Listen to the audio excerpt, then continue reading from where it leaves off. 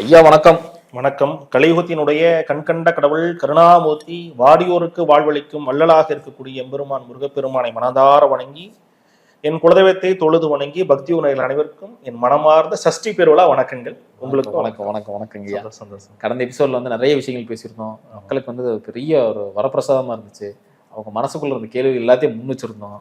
அதுக்கு சூப்பரான பதில்கள் கொடுத்துருந்தீங்க. இன்னைக்கும் பார்த்தீங்கன்னா ஒரு முருகரோட ஒரு விசேஷமான ஒரு பதிவு தான். இப்போ கந்த சஷ்டி கவசத்தை பற்றி அற்புதமாக பேசிட்டோம்.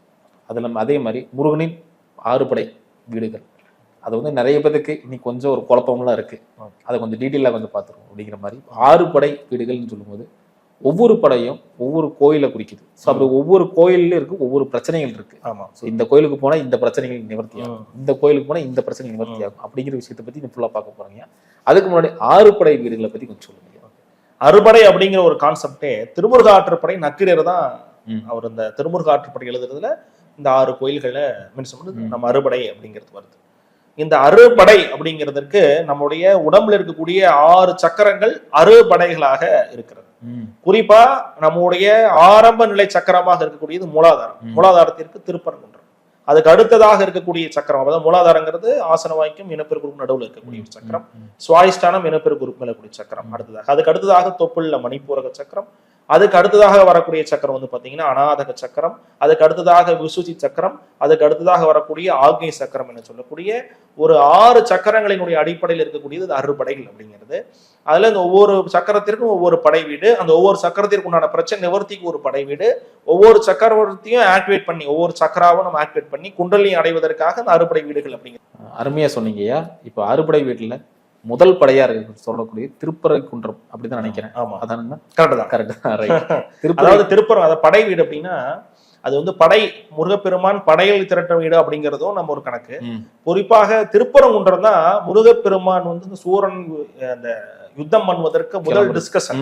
அது ஒரு அங்கதான் வந்து பாத்தீங்கன்னா எல்லாருமே பிளானிங் பண்ணா டிசைன் பண்ணக்கூடிய ஒரு வீடாக முதல் படை வீடு திருப்பரங்குன்றம் அப்படிங்கிறது. அதான் முதல் படை வீடு. இப்ப அந்த கோயிலோட சிறப்பை பத்தி சொல்லுங்க. 2வது அங்க அந்த கோயில்ல போய் வழிபாடு பண்ணணும்னா என்ன பிரச்சனைகள் நிவர்த்தி ஆகும்? குறிப்பாக சுதை சிற்பம் இருக்கக்கூடிய கோயில் எல்லாமே நீங்க எடுத்துக்கங்க. ஒண்ணு நாமக்கல் நரசிம்மர் சுதை சிற்பம் அப்படின்னு என்னன்னு பார்ப்போம். ஒரு பாறை இருக்கு, ஒரு பிளைன் பாறை. அந்த பாறையில ஒரு சிலையை நம்ம அடிச்சிருக்கோம். அதாவது பின்பகுதி இருக்காது, முன்பகுதி மட்டும் இருக்கும். பிள்ளையார்பட்டி விநாயகர் நீங்க பாத்தீங்கன்னா முன்பகுதி இருக்கும், பின்னாடிலாம் நீங்க பார்க்க முடியும். நாமக்கல் நரசிம்மர் முன்பகுதி இருக்கும். அதே போல திருப்பரங்குன்றம் அப்படித்தான். நீங்க முருகர் கட்டிலாம் முடிக்க முடியாது, அப்படி இருப்பாரு. பின்னாடி ஃபுல்லா மலை, அந்த மலையே சிலை. இது சுதை சிற்பம் அப்படின்னு பேர். இது போல சுதை சிற்ப கோயில்கள் எல்லாமே மிக பழமையான கோயில்கள், மிக மிக பழமையான கோயில்கள் சுதை சிற்ப கோயில்கள். இந்த சுதை சிற்ப கோயில் வழிபாடே ஒருத்தர் வெற்றி தரக்கூடியது. நாமக்கல் நரசிம்மமாக இருக்கட்டும், பிள்ளையார்பட்டியாக இருக்கட்டும். ஏன்னா இது ஆரம்பம். இந்த சுதை சிற்ப கோயில் வழிபாடு செய்ய வளர்ச்சி வரும். ஒரு சிலருக்கு சுயம்புவா இருக்கக்கூடிய கோயில், சுயம்புவா இருக்கும் இல்லையா, கொச்சனூர் சனி. ஒரு சில கோயில குலதெய்வ கோயில சுயம்பா இருக்கும், மண்ணில இருந்து வந்ததுங்க சுயம்பு மூர்த்தின்னு சொல்லுவாங்க. அது வெற்றி தரும். இந்த திருப்பரங்குன்ற வழிபாடு யாருக்கெல்லாம் வெற்றி தரும் அப்படின்னா, யாருக்கெல்லாம் செவ்வாயானவர் கடகத்தில் இருக்கிறாங்களோ. ஏன் கடகத்துல இருந்து என்னாச்சு, நீசமா எடுத்து. அப்போ யாருக்கெல்லாம் செவ்வாய் அங்க இருக்கிறார்களோ, யாருக்கெல்லாம் செவ்வாய் பலமிழந்து இருக்கிறார்களோ, 6, 8, 12 இடத்துல இருக்கிறார்களோ, யாருக்கெல்லாம் திருமணம் சம்பந்தப்பட்ட காரியங்கள்ல ஒரு தொடக்கம் இல்லாம இருக்கிறதோ, யாருக்கெல்லாம் தொழில் தொடங்கணும்னு நினைச்சிட்டு தொடங்க முடியாம இருக்கீங்களோ, யாருக்கெல்லாம் மண்சார் தோஷம் பூர்வீகதாசம் தோஷம் இருக்கிறதோ, யாருக்கெல்லாம் ஒரு துவக்கம் எனக்கு சரியா வரல, காரணம் மூலாதார சக்கரம், எனக்கு ஒரு துவங்க முடியல, ஒரு லைன் கிடைக்க மாட்டேங்குது, ஒரு ஸ்டார்டிங் ட்ரபிளா இருக்கு அப்படின்னா அவர் செல்ல வேண்டிய திருத்தலம் திருப்பரங்குன்றம். இந்த திருப்பரங்குன்றத்துல வந்து பாத்தீங்கன்னா சுதை சிற்பமா இருப்பார். எல்லா பக்கமும் நிறைய பேர் எல்லா பக்கமும் ஒரு சிலை தானே, எல்லா பக்கமும் கல்லு தானே கண்டிப்பா அப்படின்னு எல்லா பக்கமும் அப்படி இருக்குன்னு நிறைய பேர் கவனிக்கலாம், கேட்கலாம். கற்பனை என்றாலும் கற்சிலை என்றாலும் கந்தனே உனை மறவே, நிற்பதும் நடப்பதும் நின் செயலாலே, நினைப்பதும் நிகழ்வதும் நின் அருளாலே, காண்பதெல்லாம் உந்தன் கண்வெளியாலே, கற்பதெல்லாம் உந்தன் கனிமொழியாலே. இதுதான் விஷயம். அப்போ எல்லாமே அவர் தான். நான் கற்கதும் நான் படிக்கிறதும் உன்னோட மொழி, தமிழ் மொழியில படிச்சேன். நான் காண்றதும் உன்னோட வெளி, நீ கொடுத்த வெளியால நான் பாக்குறேன். நீ கல்லாக இருந்தாலும் சரி, கற்பனையாக இருந்தாலும் சரி, நீ தான் எனக்கு தெய்வம் அப்படிங்கிறது தான் முருக வழிபாடு. அவரை உருகி வருவது வழிபாடு செய்வது. முருக வழிபாடே ஊனுருக, உள்ளம் உருக, உயிர் உருக வழிபாடு செய்யணும். 3மே ஒரு சேர உருகணும். ஏங்க அப்படிலாம் வழிபாடு செய்யணும், முருகர் அப்படித்தான் வழிபாடு செய்யணும். ஏன்னா அவர் வந்து நீங்க அதை பண்ணுங்க இதை பண்ணுங்க, எனக்கு 1 கிலோ கோல்டு கொடுங்கன்னு கேட்கல. எனக்கு வந்து வழிபாடு உருகி, ஊன் என்றால் நம்மளுடைய உடல், உள்ளம் நமது மனது, உயிர் ஆன்மா மூணும் ஒரு சேர முருகனை வழிபாடு செய்யக்கூடியவருக்கு வாழ்வில் சகல வளங்களை தரக்கூடிய அற்புத திருத்தலம். அது எல்லா அறுபடை வீடுகளிலும், அது குறிப்பாக திருப்பரங்குன்றம் தொடக்கம் சரியில்லை, எனக்கு ஒரு தொடக்கம் நல்ல அமையல, ஒரு திருமணம் அமையல, ஒரு குழந்தை அமையல, இது மாதிரி தொடக்கம் சரியில்லாதவர்கள் திருப்பரங்குன்றம் சென்று வர நல்ல பலன்கள் நிச்சயம் வரும். மூலாதாரம் சக்கரம் ஆக்டிவேட் ஆனாதான் ஒருத்தருக்கு அந்த விழிப்புணர்வு இருக்குங்க. நம்ம சுத்தி இருக்கக்கூடியவர்கள் யார், சுத்தி இருக்கக்கூடியவர்கள் நல்லவர்கள் யார், கெட்டவர்கள் யார், நமக்கு யார் கெடுதல் செய்யக்கூடியவர்கள், யார் நன்மை தரக்கூடியவர்கள், இந்த நாம் எதற்காக பிறந்தோம், நாம் எதை நோக்கி வாழ்க்கை நம்ம நடந்து கொண்டு இருக்கிறது. நிறைய பேர் காலைல எந்திரிப்பாங்க, பொழுது வருவாங்க, தூங்குவாங்க, இப்படியே வாழ்க்கை ரொட்டீனா போயிட்டு இருக்கு. எதற்காக பிறந்தோம் வாழ்றோன்னே பல பேர் நோக்கமெல்லாம் இருப்பாங்க இல்லையா. நாளைக்கு என்னங்க பண்றீங்க தெரியாது, 11th முடிச்சு என்ன பண்ற தெரியாது, முதல்ல 12th பாஸ் ஆகும் பார்ப்போம் பல பேர். அப்போ அந்த நோக்கம் மற்ற இருப்பதற்கு எல்லாமே திருப்பரங்குன்றம் மிகப்பெரிய வெற்றி தரக்கூடிய திருத்தலம். சஷ்டி நாள்ல இந்த 6 நாட்கள்ல ஒவ்வொரு படை வீடும் போகும்.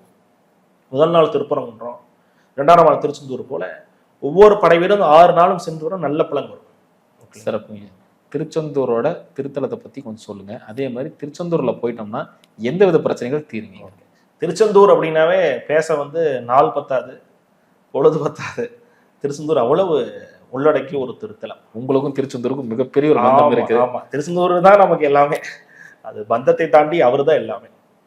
அவர் வந்து பாத்தீங்கன்னா திருச்செந்தூர் முருகர் பல பக்கம் சுத்தினாலும், எங்க வேணா கோயில் போனாலும், எத்தனை ஆயிரம் முருகர் திருத்தலங்கள் சென்றாலும், எத்தனை முருகரை பற்றி ஒரு பாடினாலும் பேசினாலும், திருச்செந்தூர்ல போய் அவரை பார்ப்பது போல ஒரு மன திருப்தி அப்படிங்கிறது எனக்கு தனிப்பட்ட ரீதியாக வந்ததில்லை. அவரை போய் அங்க பார்த்தாதான் எனக்கு அவரை பார்த்ததாகவே ஒரு ஃபீல், அவரவே பார்த்ததாக. முருகரை போய் மற்ற மக்கள்லாம் பார்த்தோம்னா முருகரை பார்த்ததாக, அங்க போய் பார்த்தா முருகரை சாச்சாத் அவரை நம்ம உங்களை போல அவர் நேர் பார்த்ததாக ஒரு திருப்தியில வந்து வரும். ஏன் திருச்செந்தூர்ல அது வருது அப்படின்னா, முருகப்பெருமான் சூரனை சம்ஹாரம் செய்த பின்னாடி கையில ஒரு மலர் கொண்டு பஞ்ச லிங்கங்களை பிரதிஷ்டை செய்து அவருடைய சிவபெருமானை தவம் செய்யக்கூடியது, கையில உத்ராட்ச மாலை வச்சுட்டு பூ வச்சு அர்ச்சனை பண்ணிட்டு இருக்காரு, சாமி கும்பிட்டு இருக்காரு. நீங்க சாமி கும்பிட்டு ஒருத்தர் வந்து கூப்பிடுறாங்க, சாமி அப்படின்னு கூப்பிட்டாருன்னா நீங்க திரும்புவீங்களா? சாமி கும்பிட்டு இருப்பாங்க பெரும்பாலும் எல்லாரும் அப்படிதான். ஆனா முருகப்பெருமான் கையில இருக்கக்கூடிய பூவோடு திரும்பி என்னப்பா வேணும் கேட்ட திருத்தலம் திருச்செந்தூர். நீங்க கஷ்டம்னு போனீங்கன்னா இந்த கையில இருக்கிறத கொடுக்குற திருத்தலம் அற்புதமான திருத்தலம். கையில மலரோட வரக்கூடியவர்களுக்கெல்லாம் வாழ்த்து செய்யக்கூடிய அற்புத திருத்தலம். நீங்க திருச்செந்தூர்ல படி இறங்கி கீழே வரணும், பள்ளத்துல வருவீங்க, தரிசனம் முடிச்சுட்டு படியேறி போவீங்க. அது போல வாழ்க்கை ஏற்றமாக உங்களுக்கு இருக்கும். சந்தன மலைன்னு சொல்லக்கூடிய திருச்செந்தூர் பார்த்தீங்கன்னா பெரும்பாலும் கடல் பதியமாக, அது கடலோடு இருக்கக்கூடிய ஒரு மலை, சந்தன மலையில் இருக்கக்கூடிய ஒரு அற்புத திருத்தலம் தான் திருச்செந்தூர். பல்வேறு அற்புதங்களை நிகழ்த்திய திருத்தலம் திருச்செந்தூர். திருச்செந்தூர்ல ஒரு நிறைய மிகவும் வியக்கத்தக்க விஷயங்கள் இருந்தாலும் ஒரு 2-3 விஷயங்கள் நான் சொல்றேன். அதுல ஒண்ணு அப்படிங்கிறது, பகலைக்கூத்தர்னு ஒருத்தர் இருந்தார். பகலைக்கூத்தர் தன்னுடைய தீராத வயிற்று வலியை பிள்ளை தமிழ் பாடி திருச்செந்தூர்ல தீர்த்து திருத்தலம். வென்றிமலை கவிராயரை ஆட்கொண்ட அற்புத திருத்தலம். அதே போல முருகம்மையாருக்கு அருள் செய்த அற்புத திருத்தலம். அதே போல எம்பெருமான் நமக்கு குருவாக இருக்கக்கூடிய பலருக்கு, ஆதிசங்கரருக்கு தீராத காச நோயை போக்கிய அற்புத திருத்தலம். ஆதிசங்கருக்கு பயங்கரமான காச நோய், ஏறாத கோயில்கள் வழிபாடு இல்லை, அவருக்கு தெரியாத ஒன்று.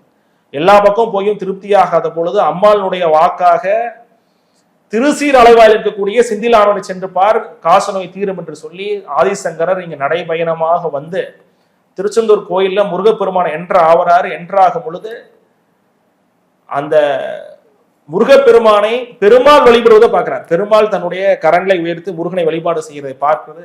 நம்ம பெருமாள் கரங்கள் எவ்வளவு முக்கியமான, அவருடைய கரமே முருகப்பெருமானை வழிபாடு செய்யுதே. அப்ப முருகனுடைய கரங்கள் எப்படி இருக்கும், எவ்வளவு வலிமைபுரியதாக இருக்கும், எவ்வளவு அருள் கொண்டதாக இருக்கும் என்று சொல்லி சுப்பிரமணிய புஜங்கம் என்ற ஒரு பாடலை பாடி 48 தினம் திருச்செந்தூர் மண்ணிலே தங்கி 48 நாளும் இலை விபூதியை புசித்து தன்னுடைய காச நோயை முழுமையாக நீக்கி கொண்டு சென்ற ஒரு அற்புத திருத்தலம். இந்த இலை விபூதியில அவ்வளவு மகத்துவம் இருக்கு. இந்த இலை விபூதியை அந்த ராஜகோபுரம் கட்டும் பொழுது நமக்கு கூலி கொடுக்க பணம் இல்லாத பொழுது அந்த இலை விபூதியை பணமாக்கக்கூடிய ஒரு அற்புத சித்து வேலைகளையுமே நம்ம முருகர் செய்திருந்தார். இந்த இலை விபூதி அங்க திருச்செந்தூர் யாரு போனாலும் வாங்கிட்டு அதை பத்திரமா மடிச்சு கொண்டாந்து யாருக்கும் ஷேர் பண்ணாம நீங்க வாங்குறீங்கன்னா நீங்க வச்சுட்டு கொண்டாந்து உங்களுடைய பெட்டியில கல்லாப்பட்டியில வச்சுட்டு நீங்க தினம் வச்சுக்கிறதுக்கு ஒரு பீஸை கொஞ்சம் எடுத்து சாமி ரூம்ல வச்சுட்டு வெயித்து வர பணம் பெருகும், செல்வ அபிவிருத்திகள் வரும். அதே போல திருச்செந்தூர்ல நீங்க சண்முகர் 6 முகத்திற்கு முன்னாடி ஒரு பீடம் இருக்கு. இது பெரிய அளவில் யாருக்கும் தெரியாத, இதுவரை யாரும் வெளி வட்டாரங்களில் வெளி யுகத்தில் பேசாத ஒரு அருமையான ஒரு ரகசியம், மிக முக்கியமான ஒரு ரகசியம். அது காரணம் என்னன்னா, திருச்செந்தூர்ல சண்முகருக்கு முன்னாடி இருக்கக்கூடிய ஒரு பீடம் இருக்கும். அந்த பீடம் போகரினுடைய ஜீவ சமாதியம் அப்படின்னு ஒரு கூட்டு இருக்கு பழைய நோட்ஸ்ல. அதே போல குரு பகவான் முருகப்பெருமான் இங்க வந்து சூரனை சம்ஹாரம் செய்வார் என்று உணர்ந்து, அவர் தேவர்கள் எல்லாமே சிறையில் அடைச்சு சூரன் வதம் அவனை எல்லாமே பிரச்சனை பண்ணிட்டு இருக்கும்போது, சூரன் எல்லா தேவர்கள் எல்லாமே யாரு, நம்ம நவக்கிரகங்கள் எல்லாருமே தான். அப்போ குரு பகவான் தெற்கு நோக்கி அந்த பீடத்தில் அமர்ந்து முருகப்பெருமானை நோக்கி கடும் தவம் இருந்து, முருகப்பெருமான் இங்கு வந்த பின்னாடி சூரனை பற்றிய பல்வேறு தகவல்களை குரு பகவான் முருகரிடம் சொன்னதாக, அந்த பீடத்தில் சொன்னதாக ஒரு அற்புதமான ஒரு தகவல் அப்படிங்கிறது நம்முடைய புத்தகங்கள் இருக்கு. திருச்செந்தூர் தலைவராறு புத்தகத்திலே அந்த நோட்ஸ் எல்லாமே இருக்கு. அப்போ அப்படிப்பட்ட ஒரு பீடம் அமைந்திருக்கக்கூடிய ஒரு ஆறுமுக மண்டபம். அதே போல முருகனுடைய வலது பக்கம் இடப்பக்கத்துல பாத்தீங்கன்னா, திருச்செந்தூர் போட்டானாவே நடுவுல முருகர் இருப்பாரு. லெஃப்ட்ல சின்னதா ஒரு குட்டி சிலை, ரைட்ல குட்டியா சிலை இருக்கும். ஒன்னு வந்து தங்கத்துல இருக்கும், ஒன்று வெள்ளியில இருக்கும். ஒரு கோல்டு மாதிரி பெயிண்ட் அடிச்சிருப்பாங்க, ஒன்று இது மாதிரி நீங்க போட்டோல எல்லாம் பார்க்கலாம். அது பெரும்பாலும் எல்லாரும் என்ன நினைப்பாங்கன்னா, இந்த பக்கம் வள்ளி, இந்த பக்கம் தேவசானம் நினைப்பாங்க. ஆனா அது அல்ல. அது வந்து பாத்தீங்கன்னா முருகப்பெருமானே தான். முருகருடைய சிலையிலேயே தங்கத்தால் ஆன ஒரு சிலை, வெள்ளியால் ஆன ஒரு சிலை. அது வந்து நம்ம எடுத்து கோயிலை வலம் வருவதற்காக இருக்கக்கூடிய ஒரு சிலை. இப்படி சிறப்புகள் பொருந்தியது. அதே போல மும்மூர்த்திகள், அதாவது நம்ம மும்மூர்த்தினா சிவன், விஷ்ணு, அம்மா சிவனா சொல்லுவோம். ஆனா மூலவரே 3 மூலவர். அதே மாதிரி ஆறுமுகர், முருகப்பெருமான் மூலவர், அதே போல ஜெயந்திநாதர் வெளியே சூரசம்ஹாரம் பண்ணக்கூடிய ஒரு மூலவர். இப்படி 3 மூலவர்கள் ஒருங்கே பெற்றவர். சூரனை சம்ஹாரம் செய்த அற்புத திருத்தலம், மென்மேலும் வெற்றிகளை தரக்கூடிய அற்புத திருத்தலம். அதே போல நிறைய அற்புதங்கள் நடத்திய அற்புத திருத்தலம் வந்து திருச்செந்தூர் தான். நீங்க முருகரை போய் நேர்ல பார்க்கணும் அப்படின்னா நீ எங்கேயும் போனா திருச்செந்தூர் போனா போதும், அவ்வளவு பலன்களை தரக்கூடியது. திருச்செந்தூர் திருப்பதி சென்று வந்தா திருப்பம் சொல்லுவாங்க. ஆனா என்னை பொறுத்தவரை திருச்செந்தூர் சென்று வந்தாவே 100% திருப்பம் உங்களுக்கு வரும். வாழ்க்கையில நீங்க எதற்காக போராடுகிறீர்களோ அங்கு சென்று அவரிடம் தியானம் செய்து வளர்ச்சி வரும். திருச்செந்தூர் போனாங்க, மாற்றம் கிடைக்கல அப்படின்னு பலர் ஏதாச்சும் நீங்க சொன்னீங்க மனசை நினைச்சீங்க அப்படின்னா, நீங்க சரியான முறையில் அவரோட ஜெல் ஆவலைன்னு அர்த்தம், அவரோட நீங்க ஒரு அடாப்ட் ஆவலைன்னு அர்த்தம். ஏன்னா ஒருத்தருக்கு ஒருத்தர் பிடிக்கணும் இல்லையா? போய் நேரத்தை செலவிடணும். காலையில போனோன்னே ஒரு அட்லீஸ்ட் அன்னைக்கு ஒரு மதியம் வரைக்கும், ஒரு பொழுது வரைக்கும் அங்கிருந்து முருகனை வழிபாடு செய்துட்டு ஏதோ ஒரு இடத்துல அமர்ந்து கண்ணார மனதார அவரை பார்த்து கொண்டு, அல்லது அந்த கொடிமரத்துக்கிட்ட அமர்ந்து மனதார அவரை தியானம் செய்து வழிபாடு செய்த மிகப்பெரிய ஏற்றங்கள் திருச்செந்தூர்ல உங்களுக்கு கட்டாயம் நடக்கும். திருச்செந்தூர் சுவாதிஷ்டான சக்கரத்திற்கு உண்டான ஒரு திருத்தலமாக இருக்கிறது. சுவாதிஷ்டான சக்கரம் என்றாவே நமக்கு இல்லுலக வாழ்க்கைக்கு தேவையான அனைத்து இன்பங்களையும் தரக்கூடிய அற்புத சக்கரம். இடம், வீடு, மண், மனை, புகழ், அபிவிருத்திகள், குழந்தை பேர் தரக்கூடிய அற்புத திருத்தலத்திற்கு உண்டான ஒரு மிகப்பெரிய ஒரு பாக்கியங்களை தரக்கூடியது. சஷ்டி அப்படின்னாவே, சஷ்டி பெருவிழா அப்படின்னாவே திருச்செந்தூர் தான். அப்ப சஷ்டி பெருவிழாவில் திருச்செந்தூர் போய் மிகப்பெரிய ஏற்றங்களை அனைவரும் காணணும் அப்படின்னு பர்சனலாவே கேட்டுக்கிறேன். கண்டிப்பா ஐயா. அடுத்து பாத்தீங்கன்னா பழனி திருஸ்தலத்துல என்ன சிறப்பு இருக்கு, அதே மாதிரி பழனிக்கு போனா என்ன பிரச்சனைகள் குறையும்? ஓகே, பழனி அப்படின்னா அறுபடை பத்தி நம்ம பேசிட்டு இருக்கோம். அறுபடையில பழனி இல்ல. ஆக்சுவலா அறுபடையில திருஆவன்குடி தான் அறுபடை. பழனி அப்படிங்கிறது பழனி அப்படின்னு முருகர் கேட்ட ஒரு நம்ம போகர் மற்றும் புலிப்பாணி அவர் செய்த சிலை இருக்கக்கூடியது பழனி மலை மேல. கீழே இருக்கக்கூடிய திருஆவணன்குடி தான் அறுபடையில மணிப்பூரக சக்கரத்திற்கு உண்டாக இருக்கக்கூடிய 3ஆம் படை வீடு. என்ன 3ஆம் படை வீடு எது? பழனியா திருஆவணன்குடியா? திருஆவணன்குடி. அது வந்து பழனி கீழே இருக்கக்கூடிய திருத்தலம். அதுதான் வந்து 3ஆம் படை வீடு. பழனி அதுக்குள்ள இருக்கு. அதான் விஷயம். இப்போ அந்த திருஆவணன்குடி அறுபடை வீட்டுல வருது. அப்போ அந்த திருஆவணன்குடிக்கான சிறப்பு அப்படின்னா, அது மணிப்பூரக சக்கரத்திற்கு உண்டான திருத்தலமாக இருக்கிறது. நமக்கினுடைய இந்த பிறப்பின் நோக்கத்தை நமக்கு காட்டுவதும், ஞானத்தை கொடுப்பதும், கல்வி ஞானம், அதே போல கேட்கக்கூடிய அந்த ஞானம், செவி ஞானம், பார்வையால் பார்க்கக்கூடிய ஒரு ஞானம், மனதள வந்து முக்தி, மனதளவுல வளர்ச்சி, அதே போல பேசாத குழந்தைகள் எல்லாமே பேச வைப்பது, அதே போல நம்ம உடல் உபாதைகளிலிருந்து மீண்டு வருவது, நம்மளுடைய பேச்சாற்றலை பெருக்குவது, கலை ஞானத்தை பெருக்குவது, படிப்பின் மூலம் வெற்றிலை தருவது, அரசாங்க உத்தியோகங்கள், கௌரவங்கள் உள்ளிட்ட பல்வேறு சிறப்புகளை தர வேண்டும் அப்படின்னா நீங்க அதுக்கு போக வேண்டிய திருத்தலம் திருஆவணன்குடி அறுபடையில. இந்த அறுபடை திருத்தலத்துல இந்த 3ஆவதாக வரக்கூடிய இந்த மணிப்பூரக சக்கரத்திற்கு உண்டான திருத்தலம் உங்களுடைய உடல் நோய்களை போக்கக்கூடியது, மனநோயை போக்கக்கூடியது, மன பித்துக்களை நீக்கக்கூடியது, ஆணவம், கண்மம், மாயை என்று சொல்லக்கூடிய 3ஐயும் நீக்கக்கூடியது, அனைத்து பிரச்சனைகளையும் தவிடுபடியாக்கக்கூடிய அற்புத திருத்தலம் பழனி மற்றும் திருஆவணன்குடி. திருஆவணன்குடியில் இருக்கக்கூடிய முருகருக்கு செவரளி மாலை சாத்தி தேங்காய் உடைத்து நெய்தீபம் ஏற்றி வர நல்ல பலனும், அல்லது அகல் விளக்குல நெய்தீபம் ஏற்றி வர மிகப்பெரிய நல்ல பலன்களும் உங்களுக்கு வரும்.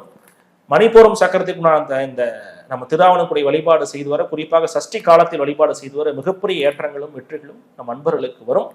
நீங்க பழனி போனாலும் கீழே திருவாவணக்குடி பார்க்காம வந்துடாதீங்க, திருஆவணக்குடி போனாலும் மேல பழனியை பார்க்காம வந்துடாதீங்க. சரி. ஆனா அறுபடையில திருஆவணக்குடி தான் சிறந்தது. சிறப்புங்க ஐயா. அடுத்து சுவாமி மலையில் இருக்கக்கூடிய சிறப்புகள் என்ன, அதே மாதிரி அங்க போனா என்ன பிரச்சனைகள் நிவர்த்தி ஆகும்? சுவாமி மலை அப்படின்னு பேசிங்கன்னாவே முருகப்பெருமான், நம்ம குரு பயிற்சியிலேயே பேசியிருந்தோம். குரு பயிற்சியில ஒவ்வொரு ராசிக்குமே குருக்கு முருகர் முருகர் முருகன்னு பேசியிருந்தோம். காரணம் ஏன் அப்படின்னா, சுவாமி மலையில் முருகப்பெருமான் குருவாக அவதரித்த அற்புத திருத்தலம், அநாதக சக்கரத்திற்கான திருத்தலம். அங்க சுவாமி மலையில தான் முருகப்பெருமான் சிவருமானுக்கு, தன்னுடைய தகப்பனாருக்கு பிரணவ மந்திரத்தை ஓதிய அற்புத திருத்தலமாக இருக்கக்கூடியது. அங்க பாத்தீங்கன்னா கீழே சிவருமன் இருப்பார். அந்த கோயில் ஸ்ட்ரக்சரே கீழே சிவருமன் இருப்பாரு. நீங்க மேல படியேறி போயிட்டு முருகரை பார்க்கக்கூடிய ஒரு அமைப்பாக அங்க இருக்கும். அங்க இது எதுனா அவருக்கும் மேல ஒரு அமைப்புல முருகப்பெருமான் இருப்பது, குருவாக இருந்து நமக்கு அருள்பாலிப்பது. கல்வியில் தடை, திருமணத்துல தடை, தொழில தடை, இடம் வாங்குறதுல தடை, வீடு கட்டி பாதியில நிக்குது, அதே போல அட்வான்ஸ் போட்டு இடம் நிக்குது, எல்லாத்துலயும் தடைகள் இருக்கு, தொழில் சார தடைகள் இருக்கு. இது மாதிரி தடைகள் எல்லாமே தவிடுபோடு ஆக்கக்கூடிய அற்புத திருத்தலம் சுவாமி மலை. நமக்கு நிறைய பேர் பசங்க, குழந்தைங்க, பெரியவங்க கூட நல்லது கெட்டது தெரியாம பல பேர் இருப்பாங்க. சும்மா எதுக்கு எடுத்தாலும் கத்துவாங்க, எதுக்கு எடுத்தாலும் கோவப்படுவாங்க, நல்லது கெட்டதுன்னு தெரியாம பழகிட்டு இருப்பாங்க. ஆடு வெற்றவனை நம்பு வளர்த்துற நம்பாதெல்லாம் ஒரு கதை இருக்கு. அது மாதிரிலாம் பல பேர் இருப்பாங்க. அவர்களாமே சுவாமிமலை சென்று வர நல்ல பலன்கள் உங்களுக்கு வரும். இந்த சஷ்டி காலகட்டங்கள்ல ஒரு நாளாவது இந்த அறுபடை யாத்திரை சஷ்டி டைம்ல பண்றது ரொம்ப நல்ல பலன் தான். இது ஒவ்வொரு கோயிலும் இந்த 6 நாளுக்கும் 6 கோயில்களை சென்று வருவது மிகப்பெரிய ஏற்றங்களை தரும். சுவாமிமலை நமக்கு புத்தியை தரக்கூடிய அற்புத திருத்தலம், குருவாக இருந்து நமக்கு அருள்பாலிக்கிற அற்புத திருத்தலம். யாருக்கெல்லாம் ஜாதகத்துல குரு 6, 8, 12 சொல்லக்கூடிய இடங்கள் இருந்தாலோ, அதே போல குருவானது நீச குருவாக இருந்தாலோ, அல்லது குரு உங்களுக்கு நல்ல இடங்கள்ல இருந்து அருள்பாலிக்கட்டாடி கூட நீங்க சுவாமிமலை போயிட்டு அவருக்கு நெய் தீபம் ஏற்றி வருவதும், அதே போல செவர்லை மாலை சாத்தி வருவதும், மஞ்சள் செவந்தி மாலை, இந்த குரு நல்லால அப்படின்னு சொல்லி போறவங்களாமே மஞ்சள் செவந்தி மாலை சாத்தி வழிபாடு செய்து வர சுவாமி மலையில மிகப்பெரிய உயர்வு வரும். அதே போல குரு நல்லா இருக்கு, குரு நடக்குது, எனக்கு குரு நல்லா இருக்கு, குரு சார்ந்து எனக்கு ஏதோ ஒரு வேண்டுதல் வேணும் அப்படின்னா நீங்களும் சுவாமி மலை சென்று முருகப்பெருமானுக்கு மல்லிகை, முல்லை, மாசி பச்சை இந்த 3 ஆளுமே அவருக்கு அர்ச்சனை செய்து வழிபாடு செய்த மிகப்பெரிய ஏற்றமும் வெற்றிகளும் நிச்சயம் வாழ்வில் வரும். சிறப்புங்க. திருத்தணியில இருக்கக்கூடிய சிறப்பு அம்சங்கள் என்ன, அதே மாதிரி திருத்தணிக்கு போனா என்ன பிரச்சனைகள் தீரும்? ஓகே, திருத்தணி அப்படின்னா விசுத்திக்கான சக்கரமாக இருக்கிறது திருத்தணிகை. திருத்தணிகை கோவில் அப்படின்னாவே அது அவர் திருடம் முடிச்சு கொண்ட அற்புத திருத்தலம் திருத்தணிகை. அதாவது திரு சீர் அலைவாய், திருசீர் அப்படிங்கிறத என்னுடைய மகளோட பேரு திருசீர் அப்படின்னு பேரு. இந்த திருசீர் அப்படின்னா முருகனை குறிக்கக்கூடியது, திருசீர் அலைவாய்னா திருச்செந்தூர் ஆண்டவரை குறிக்கக்கூடியது, திருத்தணிகை அப்படின்னா திருத்தணி முருகரை குறிக்கக்கூடியது. அப்போ அவர் தணிகை, அவரை சாந்தமாறார், போரை முடித்து கொண்டு திருமணத்தை கழித்துக் கொள்ளக்கூடிய அற்புதமான திருத்தலம். முருகப்பெருமானே ஒரு கோல் ஆம்பிஷன் அச்சீவ் பண்ண கல்யாணம் பண்றாரு. நீங்க அப்ப நீங்க பிள்ளைங்களையும் நீங்க விடணும். அவன் வேலைக்கு போயிட்டு சம்பாரிச்சு கல்யாணம் பண்றான்னா விடுங்க, பண்ணிக்குவான். வீடு கட்டிட்டு கல்யாணம் பண்றான்னா விடுங்க. நீங்க ஒரு கோல் ஆம்பிஷனை நீங்க பிக்ஸ் பண்ணி உங்களுடைய குறிக்கோள் என்னவோ அதை தேர்ந்தெடுத்து கொண்டு அதில் வெற்றி பெற்ற பின்னாடி தான் முருகரே கல்யாணம் பண்றாரு. இப்ப நம்மளே ஏமாத்துறோம். அப்போ அவர் திருமணம் செய்து கொண்ட இடம் திருத்தணிகை. திருமணம் சம்பந்தப்பட்ட சகலதோஷ நிவர்த்தி திருத்தணிகை. செவரலை மாலையால் முருகப்பெருமானுக்கு அர்ச்சனை செய்து வர மிகப்பெரிய உயர்வு. செவ்வாய் சம்பந்தப்பட்ட தோஷங்கள், குரு சம்பந்தப்பட்ட தோஷங்கள், ராகு கேது சர்வதோஷங்கள் என சகலதோஷ நிவர்த்திக்கான அற்புத திருத்தலம். மங்களக்காரராக இருக்கக்கூடிய செவ்வாய் சம்பந்தப்பட்ட எந்த வகையான தோஷம் இருந்தாலும் சரி, திருமண தடலாக இருந்தாலும் சரி, குழந்தை பேராக இருந்தாலும் சரி, கர்ப்பப்பை சார்ந்த பத்திரலாக இருந்தாலும் சரி, அல்லது பெண்கள் சம்பந்தப்பட்ட அனைத்து வகையான உடல் பிரச்சனையாக இருந்தாலும் சரி, திருத்தணிகை சென்று வழிபாடு செய்து வர மிகப்பெரிய உயர்வுகள் வரும். வேல்மாறல்ல ஒரு பாட்டு, துதிக்கும் அடியவர் ஒருவர் கெடுக்க இடர் நினைக்கிறவர் குலத்தை முதல் அறக்கலையும் எனக்கு ஒரு துணையாகும். அதாவது துதிக்கும் அடியவனுக்கு ஒருத்தன் கெடுதல் நினைக்கிறான்னா அவன் குலத்தை முதல் அவன் குலத்தையே அறிவித்து எறியக்கூடிய அளவுக்கு கோபக்காரர் முருகப்பெருமான். அவர் தனிந்த இடம் திருத்தணிகை. அந்த அற்புத திருத்தலத்துல விசுத்திக்கான சக்கரத்தில் இருக்கக்கூடிய அந்த திருத்தலத்துல காதலர்கள் சென்று வழிபாடு செய்வதார நிச்சயம் காதல் கைகூடும். காதல் பிரிவுல இருக்குதுங்க, தொங்கிட்டு இருக்கு, பிரேக்கப் ஆகி நினைச்சிட்டு இருக்கும் கூட போய் வழிபாடு செய்து வர மிகப்பெரிய உயர்வுகளும். திருமணம் சம்பந்தப்பட்டதில் எப்பேற்பட்ட பிரச்சனை இருந்தாலும் அவங்களுக்கு சென்று வழிபாடு செய்ய மிகப்பெரிய உயர்வற்றீர்கள். எம்பெருமான் முருகப்பெருமான் அனுகூலத்தோடு வாழ்வில் நிச்சயம் கைகூடி வரும். சிறப்புங்க. அடுத்து பழமுதிர் சோலை அமைந்திருக்கக்கூடிய சிறப்பு அம்சங்கள் என்ன? பழமுதிர் சோலைக்கு போய் நம்ம வழிபட்டால் என்ன பிரச்சனைகள் நம்மளை விட்டு போகும்? ஓகே, பழமுதிர் சோலை ஆங்கிலேய சக்கரத்திற்காக இருக்கக்கூடிய ஒரு அற்புத திருத்தலம். அங்க வந்து வேல் தாங்க சுவாமி, அங்க வேல் தான் சுவாமி. அவைக்கே ஒரு ஞானத்தை கொடுத்த அற்புத திருத்தலம். ஆயுதமே அங்க வழிபாடு, வேல் தான் அங்க பிரதான வழிபாடு. அங்க வேல் தான் ஆரம்பத்திலிருந்தே ஒரு மூர்த்தியாக இருக்கக்கூடிய ஒரு அற்புதமாக இருக்கக்கூடிய பழமுதிர் சோலையில. பழமுதிர் சோலை அப்படிங்கிற திருமாலிடம் சோலைன்னு சொல்லிட்டு கூட அங்க, ஏன்னா கீழே வந்து பரடாமடி இருக்காரு, அழகர் இருக்காரு, மேல முருகப்பெருமான் இருக்காரு. அது பழமுதிர் சோலையோட அமைப்பு.